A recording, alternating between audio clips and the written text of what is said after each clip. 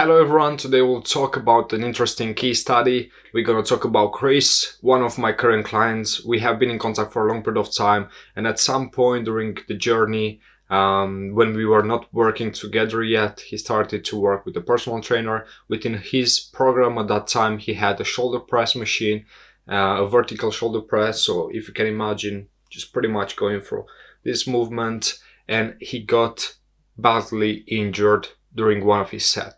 He went through the set, and at some point during the extension, he felt pain within the shoulder. He stopped. In the next couple of days, the pain got worse, and he got to a level where he had to go for GP, contact a physio. He went for a consultation. He got a diagnosis from the physio, which we have been able to confirm lately through our assessments. But the exercises given by the physio did not really do a great job. Pretty much did not allow him to get back into his activities. So he got back to me at some point, and at that point he wasn't involved in resistance training anymore. So if you think about activity levels, he went from all the way up here working with a PT, went all the way down. In those type of situations, stress can increase and accumulate. You are not active as much. You got injured when you are at the top level in terms of activity. Pain increases, activity decreases, stress increases, you are not taking care of nutrition anymore. And at that point, we went for a consult, and I decided that I can help him out on getting back and rehab the injury and get back to do pretty much everything that he wants. So he wants to build muscles, he wants to change body composition, and he wants to become pain-free. Currently, we've been working for a good couple of weeks now, and he managed to get, right now, pain-free. We took care of his initial diagnosis. We went through the initial rehabilitation in terms of mobility, strength exercises, and what I want to show you today is how posture can influence the results that you can obtain within the gym. So he's at the point now when he's back into training, he can do pretty much everything. We are still really sensitive on some of the movements because we really need to put some work on those and just being more aware of how he moves and what muscles he's using. However, I will show you first some of the body progress pictures. Okay, this is a picture which is taken a couple of days ago, and the interesting part, if you can just have a look at his shoulders. What can you observe first? You'll pretty much observe, I guess, this curve within his traps, which is really visible on the right side compared with the left one. Well, I can tell you straight away that his injury was on the right shoulder. And if you think a bit about the mechanism of injury, what happens, if we take into account the posture that we see in this specific video, is that when he goes, through the shoulder press, because we can see the traps are really active on this side, it might happen that his shoulder gets elevated when he's shoulder pressing, which obviously could sometimes create a lot of friction within the anterior aspect of the shoulder, and sometimes could result in a shoulder entrapment or shoulder impingement, which was the diagnosis given to him by the physio, which we've been managed to confirm after we did a consultation. The interesting bit now is that you might think, okay, this is the current posture. What do we do now? Is that something which is going to affect, his long-term risk of injury? And this is a really good question because, there is no straightforward answer to this. And I'm going to tell you why. In a lot of cases, when we look on asymmetries, there are two types of asymmetries. Sometimes they are functional, sometimes they are structural. And it's pretty important to be aware that we as human beings, we are not all the time symmetric. We don't have both shoulders on the same level. We do sometimes have one muscle bigger than the other, and that's perfectly normal. And you don't really need to worry about it in all cases. However, in some cases where you could increase the risk of injury, or as a result of a change in posture, you got yourself injured, that's the point where you want to analyze a bit further and figure it out if it's something which is going to affect you long term. Okay, and thinking about, mechanism of injury in his case, in his injury with his posture, you might want to think, okay, we need to dig a bit further. We need to figure it out. Is this structural? Is it just a muscle which, is really tight, which could be the traps? The traps might be really tight and short, and it's gonna get you in that position. Now I'm gonna show you the anterior picture, so the frontal one. And this one again is a really interesting one, because if you look on side to side, we can see pretty much the difference on the right shoulder being elevated, being in this position. This is pretty much what is called a supportive type of mechanism. Whenever you hurt your shoulder, if you think about it, you will have the tendency to bring it into a really supportive mechanism here, which the body identifies it as a more safe, and shoulder elevation. Okay, so we can see that in his posture on the frontal aspect. The important bit is that he's pain-free now. He can do a lot of the exercises. He still feels some discomfort on some of them, but he managed to get from, no activity whatsoever, stressed, nutrition not organized, painful, to a level where he got back into a decent level of activity. He's doing a lot of resistance training. He's building muscles right now. He's changing his body composition, and pain is close to nil, close to zero. Okay, so now we can look a bit on the clavicle, ankle. Obviously, we can see a bit of elevation within the clavicle here compared with the left side. And when we make decisions, we need to figure out, is this a structural difference? Is it a bone structure? Is it that, the clavicle like naturally is higher than the other? In that case, obviously you don't need to worry about it. If you have, one radius, slightly different than the other, if you have a bone morphology slightly different on one side than the other, you're not going to be able to do much about it. So you have to concentrate on modifiable factors, on things that you can change in order to make things better. You're not going to be able to change structural anatomy. Okay. However, in his case, we don't really think that all the curvature that we see on the right side is structural. We think that to a big percentage of it is related to muscle lengthening. Okay, and in this case, we talk about the trapezius muscles, which obviously is much more tighter on one side. And I'm going to ask you, well, what do you think? Do you think that this can have a big influence on the way you can develop muscles in the gym? And you might want to think about it. I'm not going to give you an answer in my opinion, my subjective opinion on it, but I'm going to show you an interesting video right now. And that's him doing an incline chest press, dumbbell chest press within the gym. Okay, I'm gonna just let the recording going. We're gonna have a look on a couple of reps, and you can just try to see if you can observe any difference from right to left, anything that might be significant in his case.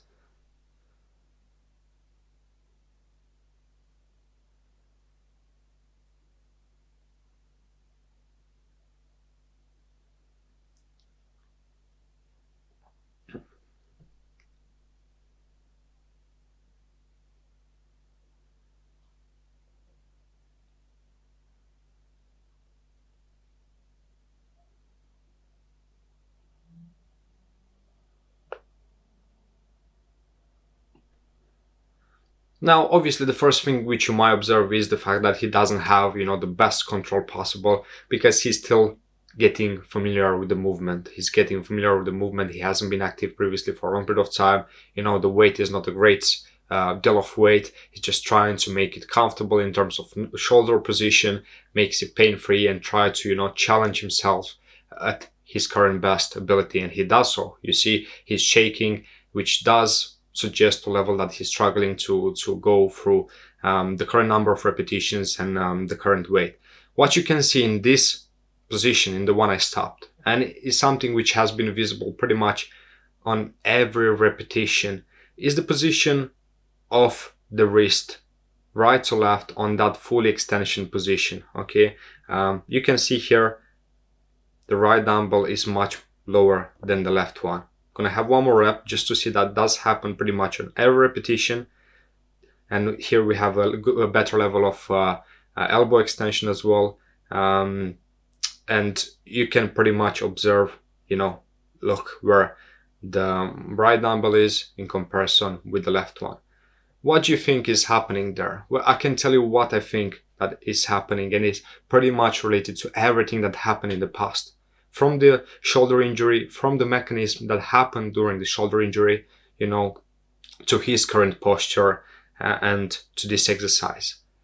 What we could, figure it out is that when that happened within the shoulder, when the trapezius muscles are maybe weak, tight, shortened, and you get your shoulder in an elevated position, your scapula gets a bit retracted. Okay, retracted, what I mean by scapula being retracted, we talk about this big bone on the back. And what this does pretty much is that when you get your scapula retracted and your trapezius is short, and when you get through that full extension, you're not going to be able to properly protract the scapula and get your chest muscles fully shortened. Now, obviously, this is going to have a massive influence on your ability to build muscles. If you have, let's say, 15-20 repetitions per set, and on all those 15-20 repetitions for 3 sets, you have bigger range of movement on one side compared to the other, well, that's going to have a cumulative effect. And in a couple of months, you might figure out that, something is not right, and you can make things slightly worse, or you might develop muscles which one side is slightly bigger than the other, or you might get to a point where you figure out that you have a really good connection with the left pec, however the right pec, you can't feel it working. You cannot develop a good muscle connection, especially because this happens on the position where the muscle is fully shortened, and that's where you should squeeze the muscle, and you should have the mental ability to connect to the muscles and say, yeah, this is contracted, I can feel it contracted. Well, that's not going to happen if your traps are that tight and your scapula cannot move properly on your back, and you are you are blocking yourself all the time in that end position here, rather than being able to go through full range of movement. And this is it has major implications on the way you build muscles. It could have massive implications on further risk of injuries. The best thing is that we manage through taking into account load tolerance and exercise selection to get him to a point where he's much more confident.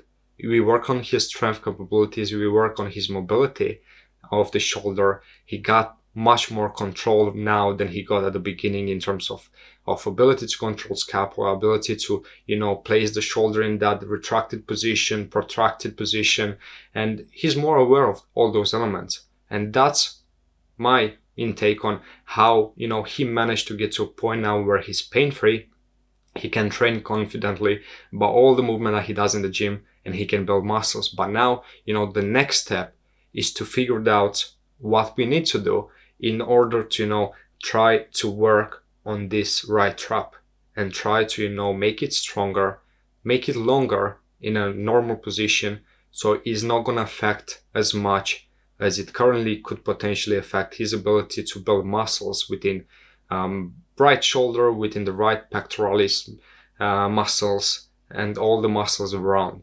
And this is the interesting bit about it, because asymmetry is not always bad, and I don't want to show this to you just to make you think that you always have to make things perfect.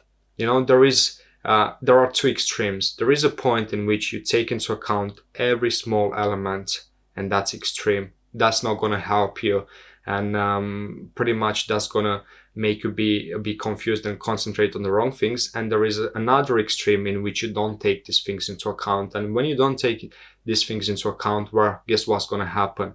You're going to get to a point where you see that as an accumulative effect, these details are going to matter.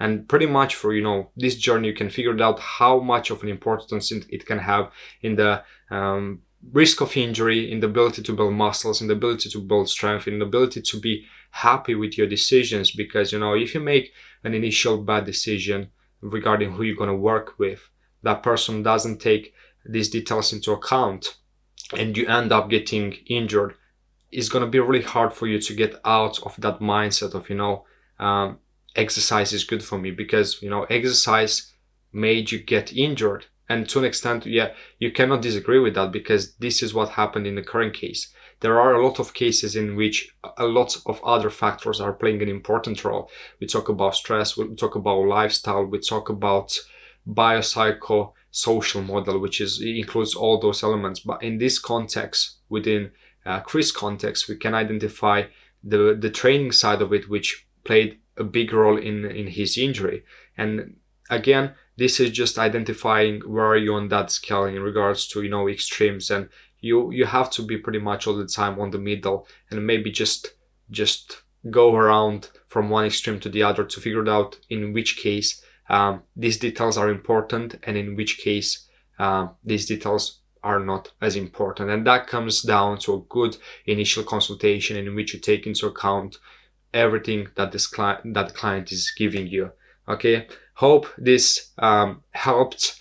And again, if you have any questions about this, feel free to drop me a message. More than happy to help with body composition goals. We talk about strength, we talk about muscle building, we talk about reducing fats, and all of this that we can do on the side while we are rehabilitating your injury. Everything is science-based, and we take into account every person as an individual person. We don't really treat injuries, we are actually treating the person. That's why we need to identify stressors within daily activities, sleep, digestion, nutrition, training, lifestyle, and then get to injuries, because all of them are going to be important in pain management and the ability to rehabilitate properly an injury and get back to activity and perform at your best ability. Have a good one and see you next time.